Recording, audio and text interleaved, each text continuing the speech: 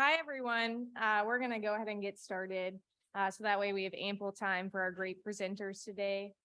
So today we have the third installment of the Senior Resident Grand Rounds. We have two phenomenal speakers today. We have Dr. Karl Wallenkampf and Dr. Avira that have great presentations. We're going to start off with Dr. Karl Wallenkampf. He's originally from Northern California. Went to Loma Linda University where he got his MD and Masters of Bioethics. And he is going to pursue a chief year next year, going to be one of our great chief residents, and then pursue a career in cardiology. So let's welcome Dr. Wallenkampf. Thank you, everyone, for being here and supporting me and Avira this morning, as well as many of the other residents who have been presenting this month. My title today is Mengele and Me, the Practice of Ethics by Other Means. I selected this topic because I thought that Thursday mornings are a great day to consider our relation to Nazi physicians, which is kind of a stirring suggestion. But I hope that by the end of this talk, you will be able to make a connection between the thin, perhaps, but real connection we have with perpetrators across time. I have no financial conflicts of interest. My objectives today include reminding you of your ability to evaluate a patient's decision-making capacity, kind of a grounded ability by the end of the talk. But I also want to encourage you to develop your own approach to whole person care using a model like the one that I will provide. And further, my end hope is that you will be able to analyze your ability to provide recommendations to patients based on their values and goals and cherishing them as whole human beings. To do this, I'll briefly discuss Josef Mengele and the Nazi medical ethics of their time and their pertinence to our contemporary medical practice, review ethical principles of respect for autonomy, discuss the clear whole person care model that I learned in medical school, and review its applications in clinical settings that we've all seen. First, my kind of personal connection to the topic. I grew up with a fascination with history, reading history books, flipping through encyclopedias, a fascination with World War II as well. And if you kind of look at me right now, you might see how people might make certain conjectures about my similarity to people in that time. Specifically, some of my features might give me what some might call a resting perpetrator face. In medical school, I spent an extra year studying medical ethics, and I have a deep passion for the humanities, which has kind of grounded this talk. And this last summer, a year ago, I attended a seminar called the Fellowships at Auschwitz for the Study of Professional Ethics. And I went to Germany and Poland, visiting numerous sites with a group of medical residents, medical students, journalists, and seminarians. And numerous questions remained for me. For example, how is it that Nazi civilian physicians could be involved at a site like Brandenburg, where they experimented on the most efficient means of killing someone? How could this man standing right here be smiling while he did what he did? And how can usual pedestrian places like this alleyway in Poland be places where killing occurred? So I'll begin with Josef Mengele. He was born in 1911, and his childhood was, as historian David Marwell writes, relatively untroubled and uneventful. Unfortunately, looking at his childhood, it's difficult for us to find any reasons for him becoming the evildoer that we might see later in his life. His youth was marked by average grades. He joined a league called the Greater German Youth League for Youth, which of course had nationalist tendencies, but was joined by many youth of the time. And his life was also marked by illnesses, including kidney disease and what we might now see have been a case of post-infectious glomerulonephritis. Because of his weak constitution, he was not seen as being able to take over the family business in their hometown.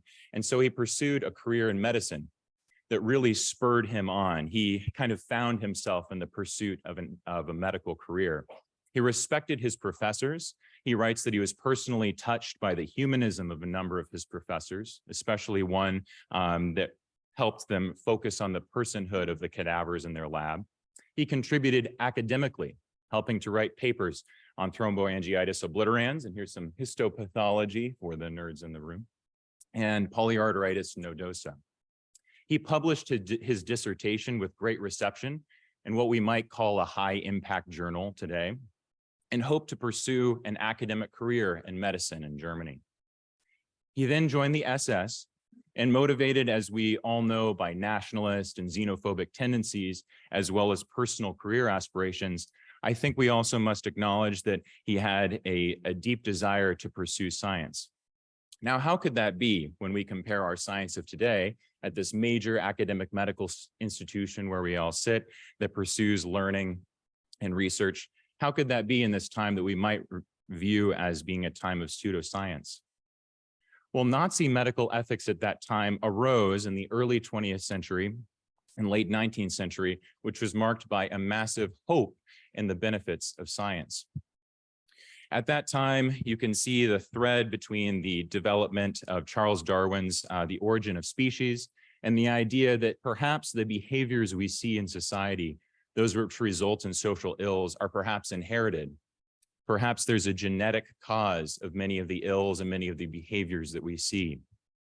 And that spurred on deep research and a focus on inheritability of races and of what might be called racial hygiene, transitioning from an idea of personal hygiene, showering, societal hygiene, cleaning the streets, to what if we help to curate the population and improve global health and population health in this way. Nazism could then be considered, as one biologist wrote at the time, as scientific as it was political, as an applied science, and above all, as applied biology. In fact, Adolf Hitler declared in a speech something that is frightening to me now, his focus on medicine and physicians. I cannot do without you, speaking to physicians, for a single day and not a single hour. If not for you, if you fail me, then all is lost. For what good are our struggles if the health of our people is in danger? This leads to a time with somewhat straightforward logic. Medicine was usually practiced as a way to help individuals, as a way that we've adhered to today, and I'll highlight later. However, in this thought that perhaps there is inheritable disease that could result in a worsening of the genetic pool, perhaps they should not focus on individuals, but rather on the collective, or what was termed the Volk. Difficult to translate into English, but a kind of consideration of the spiritual collective of the people of Germany. And if you think about life in these terms, you might realize that you might find, as they did, that there are people who are a cost to society, what we might think of as maybe frequent flyers, people whose lives are not worthy of life, or Lebenswertes Leben. You can see in a poster here in a Nazi publication, this kind of stirring, strong young medical professional with a patient who has some form of disease, and a remark here on how much it costs a society to keep this person alive. Physicians at that time, in this realm of thinking about science as a way of moving forward social progress, of bringing about improvement in society, thought they were pioneers. Physicians joined the Nazi Party in record numbers, more than any other profession, more than dentists or plumbers or professors. The youngest physicians were often the most ardent, joining the Nazi Party in greater numbers than older physicians. Nazis emphasized things that we would agree with today: whole foods, whole wheat, and a healthy diet and abstinence from alcohol and smoking. They wanted to return to the calling of medicine, something we hear a lot today, and they wanted to regain public trust, and their research was at the forefront of the entire world. Medical publications in Germany outstripped in volume publications from the rest of the modern research. And in fact, the research that was being done in Germany, especially on twin research, was funded by the Rockefeller Institution. And so that leads us back to Mengele, a driven and career-minded young man who hoped to pursue medical knowledge, pursue a career in academic medicine. And thus, after spending some time at the front, he underwent what he termed a serendipitous transfer to Auschwitz, a place with unprecedented access to the largest number of subjects for research possible, from all over from all over Western Europe and Eastern Europe, people who could be his subjects for research. He performed research which we might consider to be pseudoscience, yet at that time was considered state of the art and was applauded by his mentors. And I want to highlight here that while nationalism, racism, xenophobia, and ego drove him, his actions were also motivated in part by an interest in public health, the expansion of medical knowledge, and collegial teamwork. He wanted to follow the science. So did we learn the lesson? Clearly, Mengele, I have not focused highly on this, but Mengele, the other Nazis, millions of people were killed in this project. At least 6 million Jews, millions of Sinti and Roma, people all across Eastern Europe and Western Europe. They did this without respect for persons. And therefore, the Nuremberg doctors' trial, which is about 75 years ago, the Nuremberg Code was developed that enshrined voluntary consent. And bioethics as a formal field was developed in the 1970s and 80s, the most important contribution of which we might say is the respect for the autonomy of people. We encode this through informed consent and decision-making capacity, that patients are able to communicate a choice, that they understand their medical situation, risks, benefits, alternatives, that they make decisions consistent with their values and goals, and that their decisions do not result from delusions and they're able to employ reasoning. Yet, is a patient's experience of disease, that is their illness, is it as a factual moment, a factual phenomenon, or is it also a deeply experiential one embedded in each patient's narrative that sometimes does not come to light? Whole person care, I believe, hopes to bridge this gap between a factual, mechanistic model of disease and one that understands patients as whole human beings, as biopsychosocial and spiritual beings who are experiencing an illness. Thus, I transitioned to a model for whole person care that was developed in my medical school, Loma Linda University. You see a beautiful photo here of those mountains. I hope it seeks to provide some simple steps that are memorable and helpful in understanding how to understand a patient's whole human being, the whole human being of each patient and their experience. The model has 5 steps. The first is to connect. And this is with a person's self, with yourself, the stressors in your day that might limit your interaction with a patient, the ways in which you might have difficulty with them or be afraid of the interaction or frustrated with it, as well as the patient, and to understand their background as they are experiencing the clinical encounter. You can use little hints in the room, a book, to ask them about what they're reading or who brought them flowers, or perhaps understand that there is an absence of all these things in the room. After connecting with them, listening to them without interruption for at least 1 minute, maintaining eye contact, perhaps sitting down to further ground your presence in the room, and listening with intent and presence rather than an intent to respond. Exploring what they say with open-ended questions. One of the questions that was common at Loma Linda University was, what are you famous for? Sometimes I ask that of patients here and they don't know what I'm saying. So I'll say, what are you known for? What do people love about you? I'll also occasionally ask, if you weren't here in the hospital, what would you be doing? This helps shape our understanding of a patient's life outside of our clinical encounter. Then it takes a moment to acknowledge the patient's response and validate who they are, validate the story they're giving. This is often very important if a patient is frustrated with the care they're getting, to simply validate their concerns. And finally, respond with the personal responses of encouragement that we're human beings too, human beings as physicians trying to help another human being through illness, but also respond with professional resources in our plan for the day. Now, how can this be used in each clinical encounter to try and bridge us from a kind of mechanistic model of human beings towards a more whole view of human beings that might help us to prevent the ills that the Nazis engaged in, their mechanistic view of human beings and their thought that human beings are mere parts of a whole that is greater and more important than they are? Well, first in the clinic with vaccinations, we can consider that we are committed to public health in some ways as the Nazis were, with hopefully a different intent, but there is some shared purpose there. And vaccines are central to our project.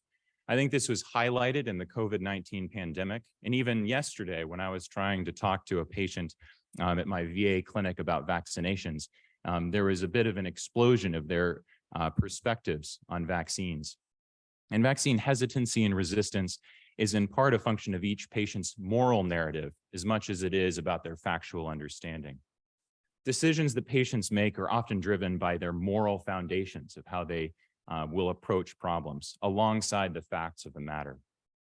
I draw here on Jonathan Haidt and his team who've done research on moral foundations theory, which I won't dive into too much, but I'll simply point that a person or patient might in a clinical encounter be valuing their perception of liberty or oppression over their care and harm to themselves as an individual. My contention is that a whole person care model, being able to delve into a patient and be present with them through their illness, to understand and seek their goal and their end of their medical care, helps us understand diverse perspectives and can offer us opportunities for alignment on shared values. Outside of the clinic, another environment we've been in, on the wards, which I would like to term the patient as a pincushion. Inpatient admissions are often marked by numerous bodily insults. There was actually one person who was at Auschwitz who commented on the number of bottles of blood who were drawn from them while they were being experimented on. And I think some patients in the hospital might agree. We have numerous lab draws, and as we all know, one lab draw begets another. There's imaging that can happen at any time of the day or night that can limit people's sleep, their ability to comprehend their medical care. We have team visits that often interrupt family visits. We often go in and break up time that patients are spending with their family. Or even a patient's genuine interest in a TV show, we'll often interrupt it, turning off their TV. Likewise, there are numerous medication changes, and research has shown that patients often do not understand what medications they're on. A slim minorities are able to even say which medications they're discharging with that are new, and a number of patients can sometimes not even name one of their physicians. Patient agreement is often a surrogate for consent, despite serious gaps in understanding and patient-centeredness. We often assume that as we walk in for the day and mention the plan and we see a patient's nod, that we are respecting their autonomy. But rather, occasionally, I think we are merely saying our plan, our ends for their medical care, and not understanding what theirs might be. In my view, whole person care, those extra moments asking them more about who they are as people and what they are trying to accomplish, can help us understand these lapses and find the story behind the CT. To find, as I did at the VA, that a patient with cellulitis was a piano player, a pianist, and a patient I had at Barnes who had primary sclerosing cholangitis was a craftsman and created beautiful art. And finally, in the intensive care unit, we reach some of the most critical moments in medicine and goals of care. You often hear as we walk down the wards in the ICU, as the MAP goal changes from 65 millimeters of mercury to 60 millimeters of mercury to a systolic blood pressure of 90 with good urine output. People sometimes ask or say an aside, what are we doing here? Or sometimes we might consider, or someone might say, man, is that life worth living? Advanced resuscitation is often misunderstood by patients. Things that we've spent years trying to understand and sometimes grasp only partly or effectively enough to provide care are difficult to understand for people who may not have gone to college or may not have paid much attention in biology classes. In one ED population, over half of patients, even those who had been involved in healthcare as a career, estimated a greater than 75% CPR success rate. In my view, respect for the autonomy of patients at the end of life involves not just factual correction of their understanding of our medical interventions, not just an understanding about quantifiable outcomes, but rather the values and meaning that people construe at the very end of their lives, and the values and meaning that family members have and know about their loved ones at the end of life. In one case of a patient I had in the ICU, it was helpful for me not to tell her that, oh, maybe she has a 15% chance of reaching discharge, whatever that means, but how likely would it be for her to return to her John Grisham book club? The practice of ethics by other means. It is my hope that through this talk that I have created this slim thread, the idea that physicians during the time of Nazi dominance in Germany throughout throughout Western Europe and Eastern Europe were trying to accomplish an aim. They were trying to accomplish scientific aims, the improvement of their society, public health, and had some similar, though importantly different goals from our own. In that view, respect for autonomy, which developed after that time, after the Nuremberg Code and modern medical bioethics, is not simply just a capacity checkbox that our patients must fill. As we sometimes go in a room, do they have capacity to make decisions? Can they get on board with our plan, with our program? But rather a process of our understanding and alignment with our patients, that transition from them as our subjects to them as our aim and as our end. And you might say that we have an obligation to what might be called a recommendation-making capacity. Do we understand the effects of recommended care on their lives? Are they consistent with their values and goals? Do our recommendations result from delusions of our own grandeur and that of medical practice and medical knowledge? And can we emote alongside our patients? I think all of us today joined medicine, this wonderful career, because of some end, we might say our own teleology of medicine. And our education, research, and clinical work contributes to this end. It's my contention that whole person care transitions that to seeking our patients' teleology of medicine and their end.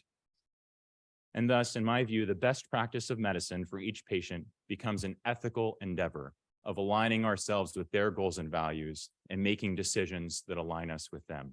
And thus, it is my view that the practice of medicine is the practice of ethics by other means. My acknowledgements. I'm deeply grateful for the opportunity to have been on the trip of the fellowships at Auschwitz for the study of professional ethics with David Goldman and Torsten Wagner. To two ethicists who have mentored me, Dr. Jay Malone here, Dr. Sarah Hull on the East Coast of Yale, Dr. Gerald Winslow at Loma Linda, who was instrumental in helping me understand ethics and my ethical thinking. My APD, Dr. Cow, Dr. Frazier for her support for all of us as we have given these presentations, as well as the chief residents and this program generally for my ability to train here. Thank you.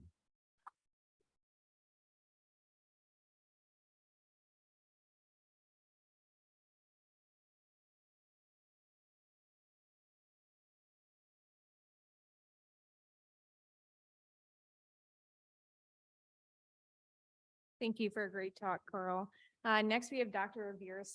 She comes to us from Houston, Texas, where she then came to us at the Washington University School of Medicine, where she was one of our phenomenal medical students.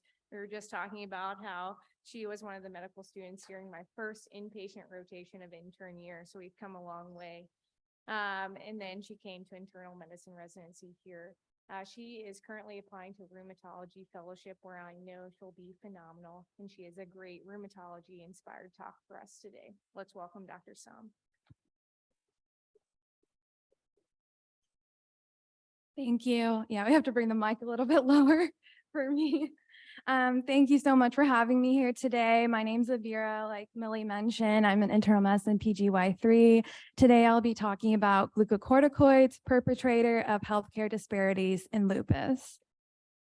So the presence of disparities in lupus is really well known. This is a graphic from the Lupus Foundation of America, and I think it clearly shows that not only is there an imbalance in who lupus affects, but this then translates to health outcomes. So it shows here that lupus prevalence is 3 times higher in the African American and Native American population, 2 times higher in Hispanic patients, and then this translates to African American patients being 9 times more likely to progress to kidney failure. I do want to highlight, though, that though we are, determining differences in prevalence and disease severity by race, race has long been used as a proxy for biologic and social context, and we know that it's not a good measure for either. So while we're mentioning differences by race, it might be more accurate to determine differences in disparity load. The study of disparities is definitely a hot topic in medicine right now, and there are several ways to study disparities. One way is to look at population metrics, and there are a number of tools that are available to study population metrics. One such tool is called the Social Vulnerability Index. It was created by the CDC, and its original intention was to highlight areas that are at highest risk during times of natural disaster. So Social Vulnerability Index, or SVI, characterizes census tracts by levels of vulnerability. There are 4 individual dimensions: socioeconomic status, household characteristics, racial and ethnic minority status, and housing type and transportation. These 4 dimensions then come together to create a cumulative SVI. SVI is a percentile. It ranges from 0 to 1, with 1 being the most vulnerable. This is an example of the different types of maps you can create using the tool of SVI. So this is a county in Georgia, and you can see with the different shading where darker represents areas of higher vulnerability, and each color represents a different dimension. So you can not only map the cumulative SVI, but you can also map the individual dimensions. St. Louis itself is a textbook case of where population metrics are really useful. I'm sure many of you know of the notorious Del Mar divide.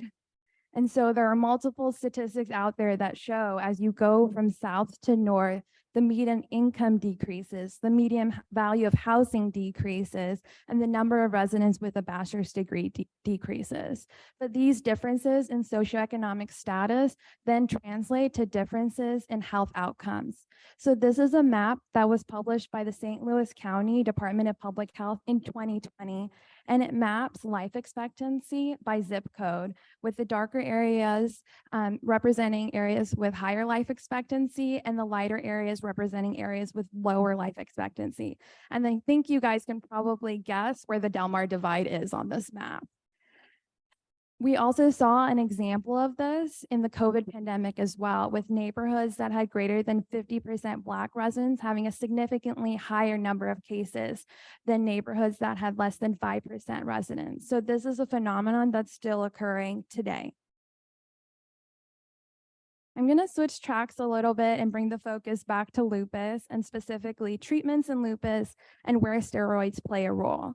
This is a graphic that was published by the 2019 European recommendations for treatment in lupus. And I just want to briefly overview all the different treatments that are available in lupus. So one of the primary treatments is hydroxychloroquine, also made famous during the COVID pandemic. Other immunosuppressives, there are medications like methotrexate, azathioprine, rituximab, MMF, and then there's a role for steroids at every level of disease. Lupus is an autoimmune disease, and it's characterized by episodes of increased disease activity or flares. And the predominant treatment for these flares are glucocorticoids. The issue becomes that not only are many patients exposed to glucocorticoids, it then becomes a challenge to taper them off of these steroids. So we have patients exposed to steroids, but also for a longer period of time. I do want to differentiate between disease activity and organ damage. So disease activity, like I mentioned before, is not some abstract concept. It can be quantified, and there are multiple scores available. One specific one is the Systemic Lupus Erythematosus Disease Activity Index score. It's a little bit of a mouthful, but it includes things like presence of arthritis, vasculitis, hematologic abnormalities, low complement, and together accumulates a score for disease activity. The important concept is that disease activity is reversible.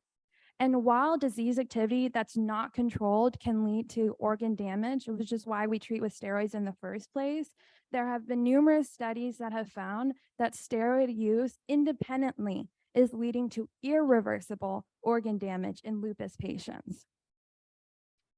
In fact, this is a small cohort study in Canada that followed 73 patients over the course of 15 years that found that in the first year, 58% of organ damage was possibly or definitely related to corticosteroids in lupus patients.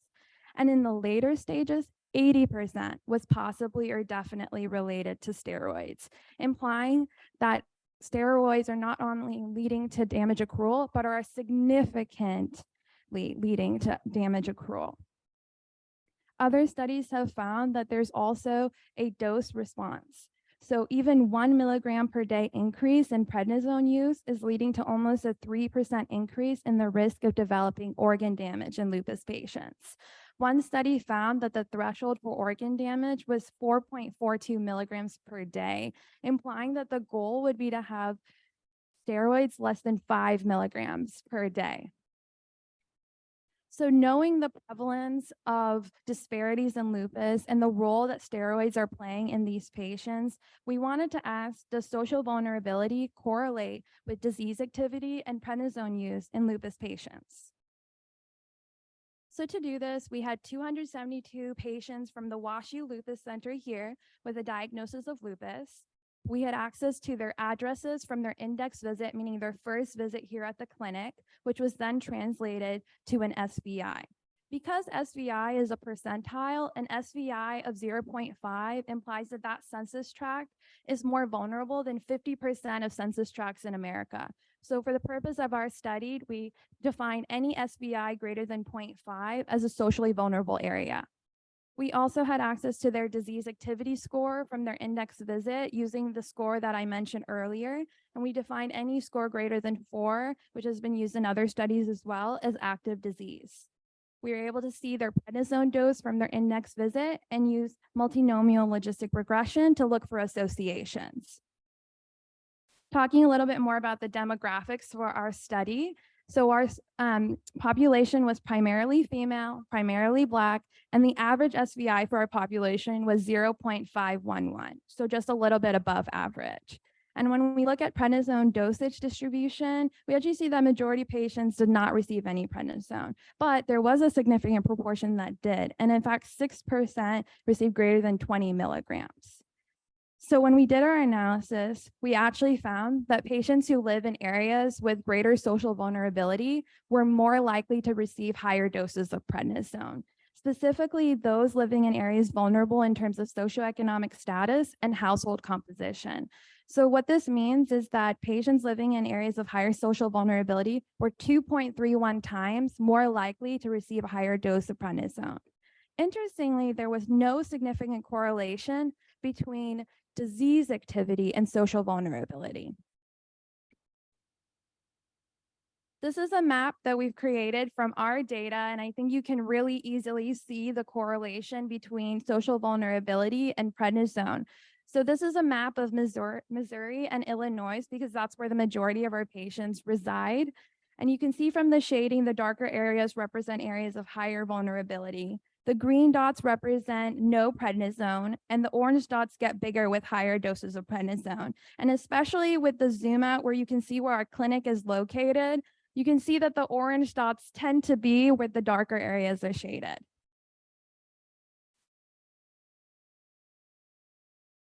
So the conclusions that we've drawn from this study is, one, patients in more socially vulnerable areas were more likely to be prescribed higher doses of prednisone, specifically vulnerable in terms of socioeconomic status and household composition. But what does this mean? It means that we're prioritizing short-term disease activity control, and we might be ignoring the long-term consequences of organ damage. And because the patients who are living in more socially vulnerable areas are more likely to get higher doses of prednisone, we are worsening healthcare disparities in the process. One major limitation to any population metric work really is that population metrics are not adequate measures of individual social determinants of health.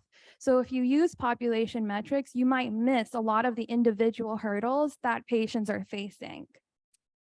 In fact, this study showed that the accuracy of community level data for identifying patients with and without social risk was only 48%. So you can miss a lot of hurdles that your patients are facing by just using population data. So in order to combat this, there's an excellent team at the WashU Lupus Center, Dr. Al Kim, Dr. Seth Eisen, Dr. Daphne Liu, Kelsey Hilcher, and many others who have put together not only an infrastructure to collect individual social determinants of health, but also to then address those hurdles. So currently the process in the clinic is that patients receive a survey through MyChart, or they have an opportunity to fill it out on an iPad while they're waiting for their visit. The social determinants of health that they fill out are automatically uploaded into Epic, And they make this really nice wheel here through the Epic Healthy Planet module that you can then wrench in. And this gives the clinician a really quick and easy look at which hurdles are the patients struggling with. And then you can, in real time, address these hurdles and facilitate connections with resources. The WashU Lupus Center specifically has a great social worker, Andrew, and they even have a Lupus Foundation of America representative, Katie, who meets with the patients, has their own visits with the patients, and connects them with resources and helps facilitate these resources. So this is really exciting work. It's ongoing work. Can't wait to see what benefits this brings to the patients.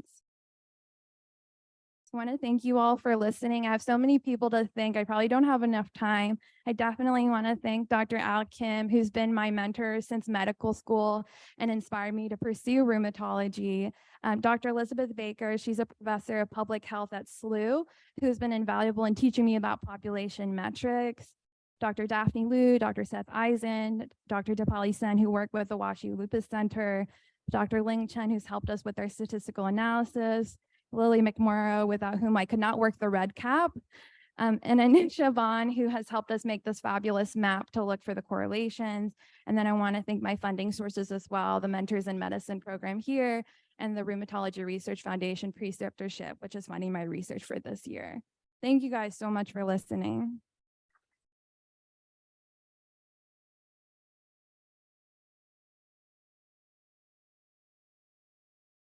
Thank you both for those terrific talks. I think we have time for a few questions.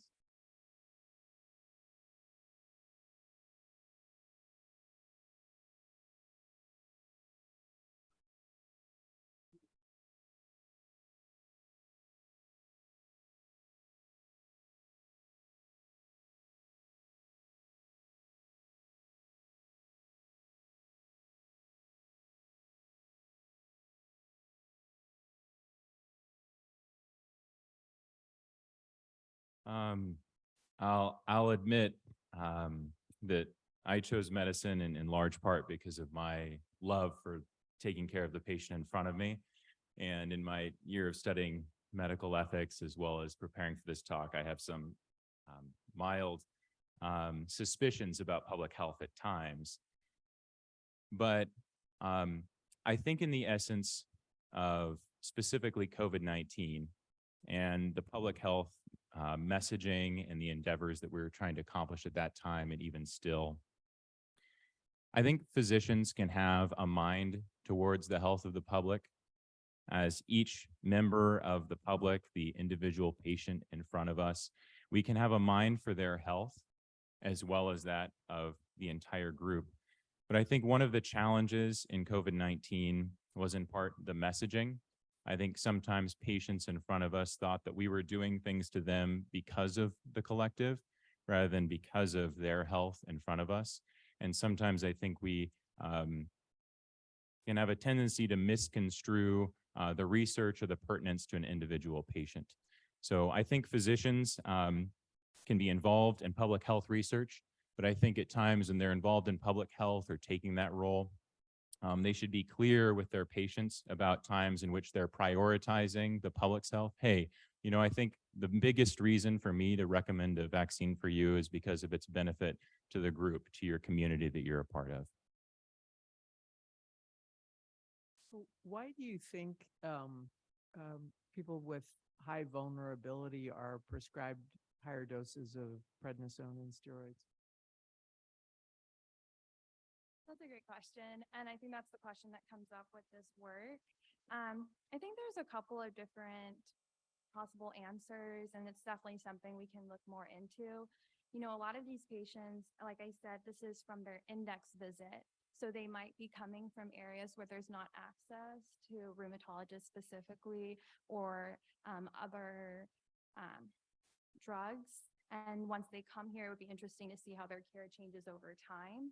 The other thing is, like I said, a lot of these medications require a heavy burden on the patients themselves. You know, hydroxychloroquine requires regular eye care visits, and other medicines require regular labs, which some patients might not be able to make.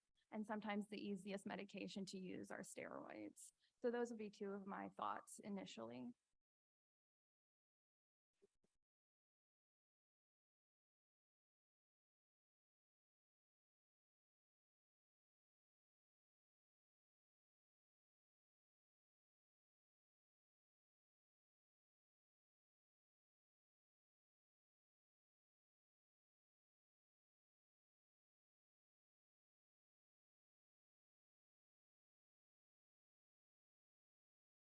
I think, oh, yeah, so basically Sarah was asking whether for the patients with higher SVI, have we seen data that they're also, like what other medications they're on for lupus and over time, what their organ damage looks like.